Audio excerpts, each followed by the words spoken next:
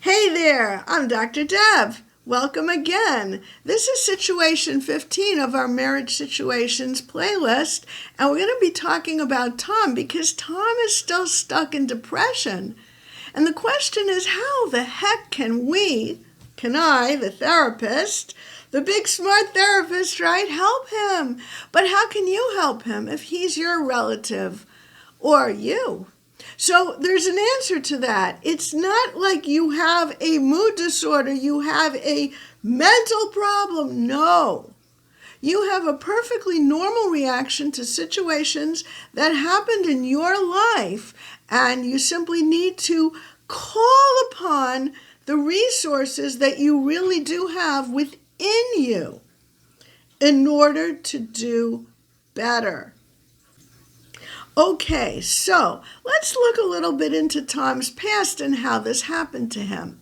As a child, his father died, and he was quite young at the time. Maybe he was 3 or 4. He doesn't remember his father. What he does remember in his own experience, and the experience that he only had, nothing else, was of his mother being constantly angry, constantly angry and critical. Stop blaming. There's no finger pointing. You can't blame yourself for having a problem because however you got that problem, it was your way of handling something that you couldn't handle. You couldn't do better. You can't blame your parents because they got it from their parents, and you can't go back the generations and blame anybody in the great line of heritage that you got. So what Tom was feeling was A, lost, B, neglected, and C, and this is critical, whatever it was that happened between himself and his mother, any contact at all was negative. So if something was going wrong in the family, it was Tom's fault. It wasn't something that Tom could do anything about. He didn't even know why there was a problem. She wouldn't say to him, you have to do this and this. Don't say, don't yell at the table. Say, speak quietly at the table. Well, I won't be heard. You will be heard if everyone else calms down. He thought he must be at fault. Maybe he's even responsible for his father dying. And the truth is that Tom also did not have much of a relationship with his siblings. They're all brothers. And the reason for that probably is because the mother was too preoccupied with making a living, working 2 jobs to support this big family without a husband. And so Tom kind of was isolated from his mother, really had no relationship with his brothers, didn't get to know himself. And this is key. Tom didn't know that he has a self that's better and feels better too than what it is he was feeling all the time. And you might ask me, well, how would anybody know that? And they wouldn't. That's what really therapy is about. It's not replacing what was missing because you had bad attachment experiences as a child. It is peeling out the onion and finding this beautiful self under all the protectors. If the therapist asked him how his childhood was, he'll say, I only remember being depressed, only remember kicking the can down the road. No running around to games and sports and all sorts of after-school good stuff. None of that. Coming home to a house that's too silent, except for his mother making everyone miserable by yelling at them. That's all there was. So, yeah, he grew up without even a memory of having a self that could give him direction. No, do this and things will be better. Sometimes a person's self literally never creeps out from underneath all the protectors. And they think the only thing they are is that protective coating that they've acquired. Whether that coating is anger or depression or happy, fun, escape, let's go drink. None of those is the real you. But they don't know that because that's what they know, and all they know are those protectors. So let's go back to the therapy scene now that we've kind of caught up. If you remember, Tom was in therapy. He had a little bit of an encounter with an inner critic. And when the inner critic got kind of addressed softly and told, just let's see what the past was like, he could see himself as a 7-year-old boy. And Tom, the grown-up, was directed to embrace that 7-year-old boy. And the critic seems to have disappeared, and it could be that that critic was no longer needed because the 7-year-old boy was being comforted by Tom in his imagination. So when he gets to therapy, the therapist wants to know, has he reached out to the 7-year-old inside of him this week? The resource he had was to connect with his inner child during the week between sessions. Why? What would be the point of that?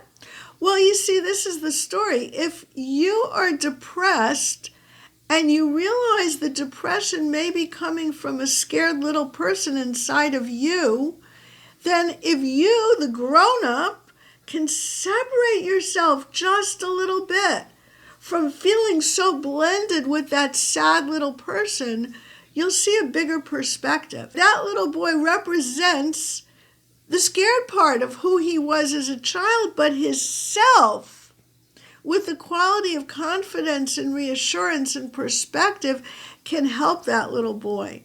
Tom's quality of self is confident and has a perspective on the world, which enables him to comfort, love, care for, and be kind to his inner child, which is himself at the age of 7.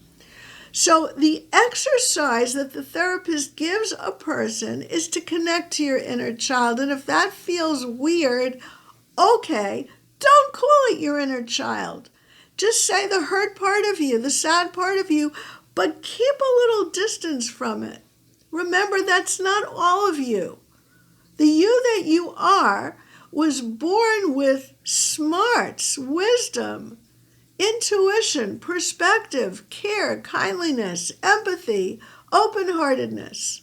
Tom's therapist asked him if he had connected with his little boy, and he said no. And the reason he said no is quite clear. It's because he was too depressed, meaning he was too blended with the sadness that little boy inside of him always felt. And so the job now of the therapist basically is to start all over. And this is why therapy can take so long. You see a person for 1 hour a week and they must pull in their resources from the rest of the week or during the rest of the week in order to help support the ongoing therapy process. And he didn't do that because he was depressed, which is totally understandable. I'm not going to blame Tom. I'm not going to say you should have done your homework, because then what am I doing? I'm repeating everything that had been done to him that made him feel like he was always wrong. So I'm not going to do that. But between you and me, let's do it now. So we take a peek into the therapy room, and the therapist does not say, why didn't you? She says, so how has the week been, when he didn't actually have supported or met with his little kid? He says, the same, blah. And my wife, Molly, is not happy with me. You know, she's getting more assertive, and she wants to know why something's not happening in the bedroom. And yeah, she can be patient and understanding because she knows I'm in therapy and she knows what it's like because she's in therapy. But she still has needs, you know, when you're hungry, you want to eat. And that's what she wants. And I certainly can't blame her. I feel like a piece of garbage because I can't help her. Okay, let's cut here a little. The therapist is not going to emphasize the piece of garbage because that language is very strong. But on the other hand, that language pertains to a protector. There is a reason why the protector needs to always put Tom down. And if we could understand that need and where it comes from, then we can negotiate with the protector to open the curtain a little bit behind that protector and let Tom's true self shine. And if that doesn't make sense, let's do a little demo of the rest of the conversation so you get what we mean. So the therapist says, so you feel like a piece of garbage. Is that how you feel at work? And he says, no, actually at work, I'm an accountant and I have my spreadsheets in front of me and I kind of get lost in the numbers. I get away from my feeling blah, my garbage feeling. Actually, I don't feel like garbage at all at work because I can do my work and I do it well and it gets my head into a better place. And she said, oh, that's good. So what does a better place feel like? Well, it's not blah. It's kind of lost. It's kind of lost in the numbers. So what this really means to the therapist is he's dissociating a little, which is good, you know, getting a little escape, getting a little separation, a little compartmentalization, but it's not a positive enough thing. She's looking for resources for Tom. She also wants to understand the blah and where it came from, and she hasn't got a handle on that yet. So she's looking for those things, and she's not thinking that dissociating is the best thing in the world as a resource. It's kind of a second best. It's good, but it's not good enough to get through life because you're still numb. Numb is not what you want. You want to feel better. So anyway, she asks him, so work's not bad and you feel good about how you do. That's good. So are there any other places you do feel good about how you're doing? And he says, not really. I'm just blah most of the time. We get back to the blah. And she's kind of thinking that the piece of garbage is a real feeling, like it's low, it's bad, as opposed to the blah, which is kind of a dissociated, numb feeling. And she's still curious where that came from. And so she says to Tom, piece of garbage, were there ever times in your life like you felt like a piece of garbage? I mean, you talked about your little inner critic and how your critic was protecting you from mom. Did that piece of garbage feeling come up there? And Tom says, well, I don't know. Now, I don't know is a very important answer because it means that another protector is keeping Tom from opening up to his pain. The protector does not want Tom to experience overwhelming pain, and this is totally normal. So she says, well, do you feel that feeling anywhere in your body? And he said, yeah, actually, I do feel that feeling. It's like sometimes I feel it in my throat. I really don't feel it the rest of the time when I'm blah. But like in the bedroom, when Molly's upset, I have this like choking feeling, like I can't breathe, I can't swallow. I'm just choking in my throat. Now, the therapist knows that that feeling is very important. That's a protector that came up absolutely to help that little boy get through. There must be something he needed to do or say, and the protector prevented him from doing it by giving him that feeling for some reason. And the therapist says, I wonder if you could generate that feeling for me now. And Tom spends a few moments remembering the last scene, which was just a couple of days ago in the bedroom, and he can. And she says, I wonder if you could reassure the protector in your throat that if we can talk to the little boy who had something to say and was choking it back,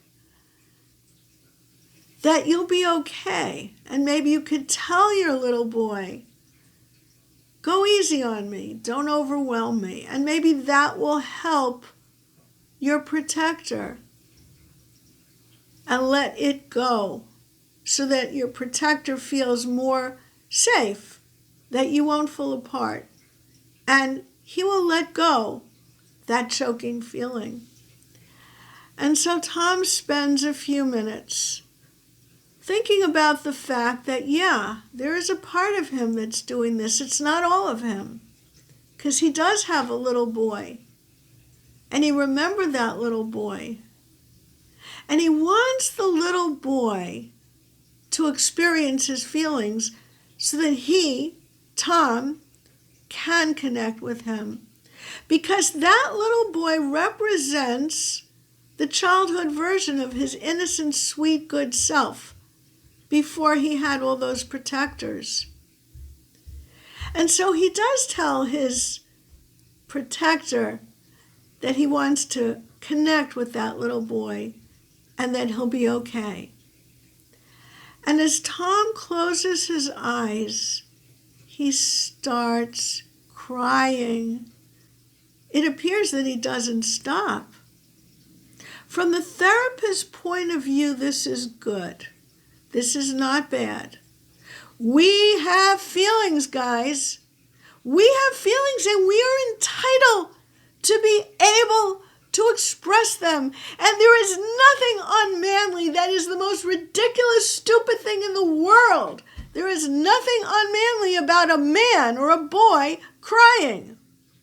If you look in the Old Testament, which I think is fascinating, you have, for example, Joseph, who is taken as slave to Egypt.